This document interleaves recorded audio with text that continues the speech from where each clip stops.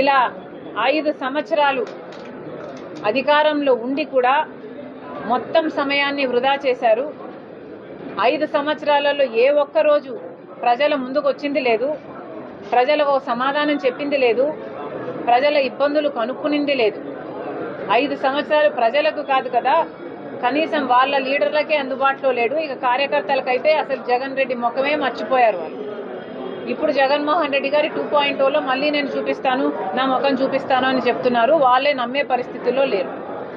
కాబట్టి జగన్మోహన్ రెడ్డి గారు ఇప్పుడు అధికారం కోసం, మళ్ళీ అధికార దాహంతో ఇప్పుడు మళ్ళీ ఎలాగైనా సరే అధికారం చిక్కించుకోవాలని చెప్పి ఈరోజు జగన్మోహన్ రెడ్డి గారు ఏ అధికారంలో లేకపోతే ఏ ప్రోగ్రామ్ చేసినప్పటికీ ఒక బల ప్రదర్శన యాత్రగానే చేస్తున్నారు.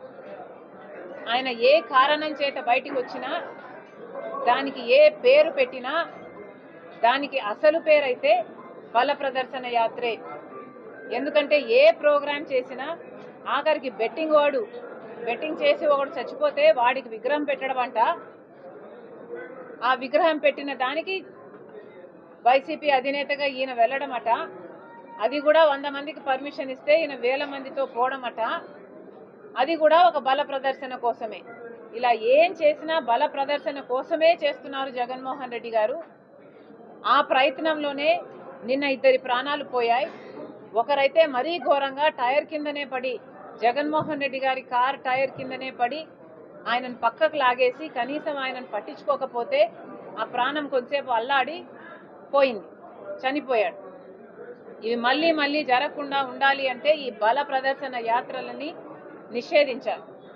మొత్తానికే జగన్మోహన్ రెడ్డి గారు ఈ బల ప్రదర్శన యాత్రలు చేయటానికి వీల్లేదు అని ఆంక్షలు పెట్టాల్సిన అవసరం ఉంది.